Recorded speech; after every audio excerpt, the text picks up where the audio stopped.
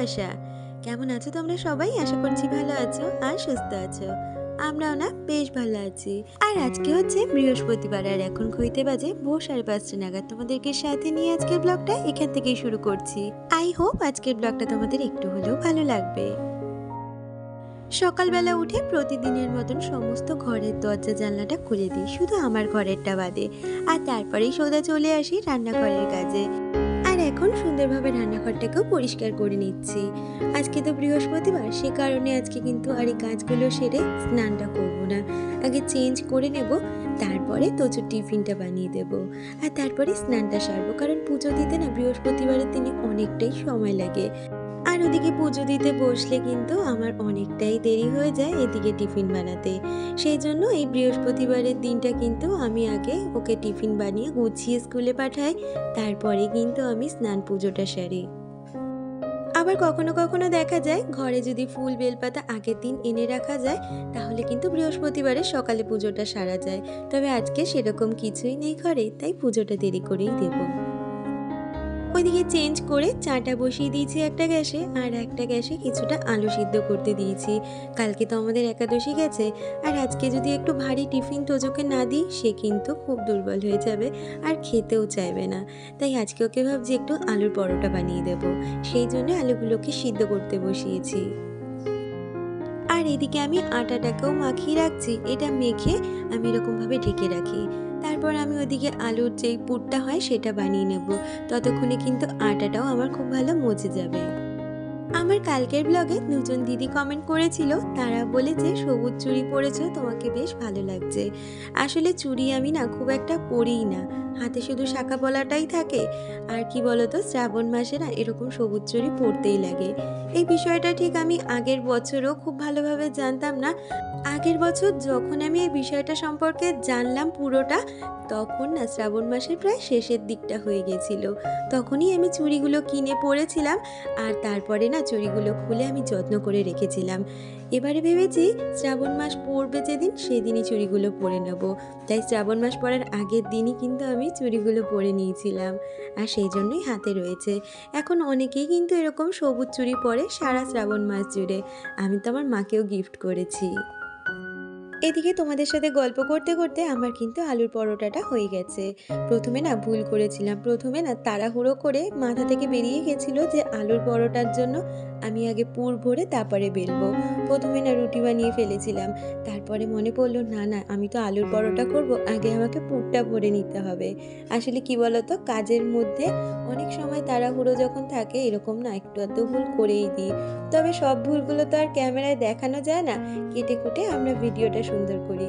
তবে মাঝে মধ্যে না কিছু ভুল যেগুলো করি সেগুলো তোমাদের সাথে শেয়ার করি, কারণ ভুল প্রতিটা মানুষেরই হয়। ওইদিকে তোজোকে টিফিন গুছিয়ে তোজোকে রেডি করে কিন্তু স্কুলের গাড়িতে তুলে দিয়ে এসেছি। আর এখন হাজবেন্ড গেছে বাজারে ফুল বেলপাতা আনতে, সাথে বাজারও আনতে। আর সেই সুযোগে আমি ভাবলাম কি স্নান করার আগে আমার বিছানাটাকে একটু পরিষ্কার করে নিই, আজকে চাদরটা চেঞ্জ করে দেবো। আর আমি যখনই খাটের চাদর চেঞ্জ করি, আমি কিন্তু খাটটাকে খুব ভালো করে মুছে নিই, আর তারপরে একটা নতুন চাদর পাতি। আমাকে কয়েকদিন আগের একটা ব্লগে চৈতালি মুখার্জি কমেন্ট করেছে, সে লিখেছে, খুব ভালো লাগে তোমার ভিডিও। আমি আর আমার 7 বছরের মেয়ে ডেলি তোমার ভিডিও দেখি। আমার মেয়ে খুব ভালোবাসে তোমার ভিডিও দেখতে, বাট কমেন্ট করা হয়নি। যদি তুমি না পড়ো, আমার মেয়ের নামটা নিও প্লিজ। ওর নাম দেবাবৃতা, শুনলেও খুব হ্যাপি হবে। তো তোমার নামটা ভীষণ সুন্দর দেবাবৃতা। তোমাকে অনেক অনেক ভালোবাসা বাবু, তুমি খুব ভালো থেকো, খুব সুস্থ থেকো। তুমি জীবনে অনেক বড় হও, তার আগে কিন্তু জীবনে একটা ভালো মানুষ হও। তোমার আজকের কমেন্টটা পেয়ে আমি কিন্তু ভীষণ ভীষণ হ্যাপি হয়েছি। আর আজকের ভিডিওতে আমি কিন্তু তোমার নামটা নিয়েছি। তুমি যদি তোমার নামটা শুনে থাকো, নিশ্চয়ই আমাকে কমেন্ট করে জানিও তুমি কতটা হ্যাপি হলে। আর ওইদিকে দেখো আমার স্নানটা কিন্তু হয়ে গেছে। আর স্নানের সময় যে জামা কাপড়গুলো আমি ধুয়ে দিই সেগুলোকে আগে মেলে দিচ্ছি, এরপরে পুজোটা দিতে বসবো। এখনো পর্যন্ত যারা আমার আজকের ভিডিওটার সাথে রয়েছে, আমার আজকের ভিডিওটা তোমাদের যদি কিছু ভালো লেগে থাকে, প্লিজ একটা লাইক কমেন্ট করে দিয়েছো। আর আমার চ্যানেলের নতুন বন্ধু হয়ে থাকলে চ্যানেলটা সাবস্ক্রাইব করে আমার পাশে থেকো। আর আর এখন দেখো লক্ষ্মীর ঘরটাও আমি সুন্দর করে এঁকে পেতে দিয়েছি। তারপরে সমস্ত ঠাকুরকে আগে ভোগ দিয়ে দেবো, তারপরে আরতিটা সেরে নেব। আর জানো তো এই বৃহস্পতিবার দিনে কিন্তু আমি কখনোই ঘন্টি বা কাসর কিছুই বাজাই না, শুধু জোকার দিই আর তার সাথে শঙ্খ বাজাই। পুজোটা দিয়ে তারপরে আমি যাব রান্নাঘরে টিফিনটা বানিয়ে নিতে। সকালবেলা না চোখ খোলার পর থেকে একটার পর যে একটা কাজ শুরু হয়, কাজের কিন্তু আর শেষ হয় না, পরপর কাজ যেন চলতেই থাকে।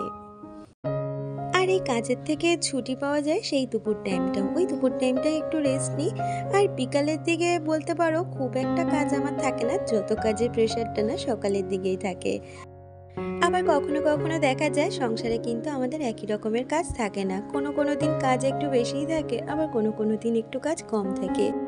তোজোর জন্য যখন টিফিন বানিয়েছিলাম সকালে, তখনই কিন্তু আলুর পুরটা অনেকটাই বেশি করে বানিয়ে রেখেছিলাম, সাথে আটাটাও মেখে রেখেছিলাম বেশি করে। আর এখন সেটা দিয়েই কিন্তু টিফিনটা বানিয়ে নিচ্ছি। আসলে সংসারের কাজগুলো যদি আমরা একটু বুদ্ধি খাটিয়ে করে নিতে পারি না, তাহলে কাজটা কিন্তু আমাদের কাছে অনেকটাই সহজ হয়ে যায়। সংসারকে সুন্দরভাবে সাজিয়ে রাখতে গেলে যেমন আমাদের অক্লান্ত পরিশ্রম করতে হয় বিনা পারিশ্রমিক ছাড়া, তেমন কিন্তু পরিশ্রমের সাথে সাথে একটু বুদ্ধিরও প্রয়োজন আছে। পরিশ্রম আর বুদ্ধি দুই মিলেই কিন্তু একটা সুন্দর সংসার গড়ে তোলা যায়। আর এখন চলে এলাম মেন রান্নায়। আজকেও না আমাদের বাড়িতে নিরামিষ, এই সপ্তাহতে তো প্রায় বলতে গেলে নিরামিষই। কালকে গিয়ে একটু আমিষ ঢুকবে বাড়িতে, মানে সেই সোমবার থেকে নিরামিষ শুরু হয়েছে আর আজ পর্যন্ত। আজকে করব পটলের একটা নতুনত্ব রেসিপি। পটলের এই রেসিপিটা খেয়েছিলাম আমার ভাগ্নির জন্মদিনে, তো সেটা খাওয়ার পরে ফিল করেছি যে তার মধ্যে কি কি আছে আর কিভাবে সেটা করতে হবে, তাই আজকে পটলের এই রেসিপিটা বানাচ্ছি। প্রথমে পটলগুলোকে ওইভাবে কেটে ভেজে নিয়েছি, তারপরে একটা পেস্ট বানিয়েছিলাম যার মধ্যে টমেটো আর পটলের যে বীজগুলো থাকে সেটা দিয়েছিলাম, আর সেটাকে ভালো করে কষিয়ে তার মধ্যে সর্ষে বাটা দিয়েছি। এর মধ্যে কিন্তু আমি কোনো রকমের জল অ্যাড করিনি, একদম ভাপে ভাপে কিন্তু রান্নাটা হয়েছে। আর একটা গ্যাসে সোয়াবিন বসিয়েছি, কারণ নিরামিষের দিনে সোয়াবিন ছাড়া তোজো খেতেই চাইবে না। এমনি খাওয়া দাওয়া নিয়ে এই সপ্তাহটা ভীষণ সমস্যা করছে।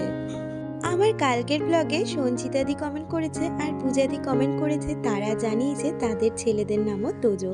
তোমাদের দুই তোজোকে জানাই অনেক ভালোবাসা আর অনেক আদর আমার তরফ থেকে। আর এদিকে দেখো আমার কিন্তু দুটো রান্না হয়ে গেছে আর এখন ভাতটাও বসিয়ে দিয়েছি। আর দেখো কথা বলতে বলতে আমার কিন্তু রান্না কমপ্লিট। এখন রান্নাঘরটাকেও সুন্দরভাবে পরিষ্কার করে নিচ্ছি। তাহলে চলো কাজ করতে করতে আমার আজকে সুন্দর কয়েকজন দিদি বোনেদের নাম নেওয়া যাক। SB daily routine blog, Sanchita daily blog, Puja blog, Piyali Sarkar Das, Hemlini, Sucharita family blog, Moulina Senapati, Riya Mondal, Sumitra Biswas, Mamata Sau real blogger AP, Sutapa, Savannah Chowdhury, Bong Biswa, Biswarup Das.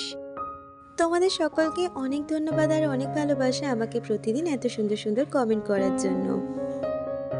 আর ওইদিকে দেখো রান্নাঘরের সমস্ত কাজ মিটিয়ে এখন চলে এসেছি ঘরের কাজে। ওই যে বললাম আমাদের কিন্তু কাজের কোনো শেষ নেই, একটার পর একটা কাজ কিন্তু কন্টিনিউ চলতেই থাকে। ঘরে এসেই আগে দুটো ঘরের পর্দাগুলোকে ভালোভাবে ঝেড়ে নিলাম। আসলে সব সময় তো পর্দাগুলো নামিয়ে ধোয়া সম্ভব হয় না, সে কারণে আমি যখন ডাস্টিং ক্লিনিং এর কাজ করি সপ্তাহে দুটো দিন কিন্তু আমি এইভাবে ডাস্টারটা দিয়ে পর্দাগুলোকে ভালোভাবে ঝেড়ে নিই। কারণ দেখা যায় কখনো কখনো পর্দার মধ্যেও কিন্তু অনেক রকমের ময়লা লেগে থাকে, আর ঘরে যেহেতু বাচ্চা কাচ্চা থাকে সেই জন্য কিন্তু ওইভাবে একটু হালকা হাতে পর্দাটা ঝেড়ে নিলে খুব সুন্দর পরিষ্কার হয়ে যায়। আর এখন ঘরের সমস্ত ফার্নিচারগুলোকে আমি হালকা হাতে ডাস্টিং করে নিচ্ছি। এই কাজটা তো আমি রেগুলারই করি, তবে প্রতিদিন আর ক্যামেরা বন্দি করা হয় না, কারণ এক কাজ প্রতিদিন তোমাদেরই বা কী দেখাবো সেই জন্য। তবে ডাস্টিং ক্লিনিং এর কাজটা কিন্তু দুটো ঘর আমি দুদিন করে করি, একদিনেই দুটো ঘর করতে চাই না, এক্ষেত্রে কাজটাও অনেক পড়ে যায় আর আমার চাপটাও কিন্তু একটু বেশিই হয়ে যায়। সেই জন্য আমি ভাগ করে নিই কোন দিন কোন ঘরটা পরিষ্কার করব। এক্ষেত্রে কাজটাও কিন্তু আমার অনেকটাই সহজ হয়ে যায়। আমাকে কালকের ব্লগে মমতা সাউদি কমেন্ট করেছে, সে লিখেছে কাল ভিডিও দাওনি কেন, আর কিছু বলনি যে ভিডিও আসবে না বা কিছু, আমি অনেকক্ষণ ওয়েট করেছি। আসলে তোমরা যে আমার ওপরে এই অধিকার বোধটা দেখাও না, এতে না আমার ভীষণ ভালো লাগে। হ্যাঁ গো, কালকে আমি কোনো ইনফরমেশন ছাড়াই ভিডিও অফ করে দিয়েছিলাম একটু সমস্যার কারণে। আর কথা বলতে বলতে আমি যে ফটোগুলো বানিয়েছিলাম সেগুলোকে একটু ভালো করে পরিষ্কার করে নিয়েছি। আর এখন চলে এসেছি এই ড্রেসিং টেবিলটাকে পরিষ্কার করতে। এই জায়গাটা তো আমাদের প্রতিদিনই ব্যবহার করা হয়, সেক্ষেত্রে জায়গাটা ভীষণভাবে অগোছালো হয়ে থাকে। তাই এই কাজটা কিন্তু আমাকে এভরিডে করতে হয়, ড্রেসিং টেবিলটা পরিষ্কার, অন্তত ওপরের দিকটা। আর জানো তো কবে থেকে ভাবছি একটা ড্রেসিং টেবিল কিনবো, এখনো কিনে উঠতে পারিনি। ওই যে বলে না, একটা জিনিস যতদিন চলে ততদিনই চালাই, যখন আর চলবে না তখনই হয়তো কেনা হবে। আর ওদিকে ঘরের সমস্ত কাজগুলো সেরে এদিকে জামা কাপড়গুলো তুলে নিতে এসেছি। আর এই সমস্ত কাজগুলো শেষ করতে করতে কিন্তু তোজোরও ফেরার সময় হয়ে গেছে। সকাল থেকে কাজগুলো করতে চাপ পড়ে ঠিকই, কিন্তু একটা নির্দিষ্ট সময় সমস্ত কাজই আমার হয়ে যায়। আর তারপরে দুপুরের খাবার নিয়েও বসে পড়েছি। তাহলে বন্ধুরা, আজকের ভিডিওটা এই পর্যন্তই রাখছি। দেখা হচ্ছে পরবর্তী ভিডিওর সাথে।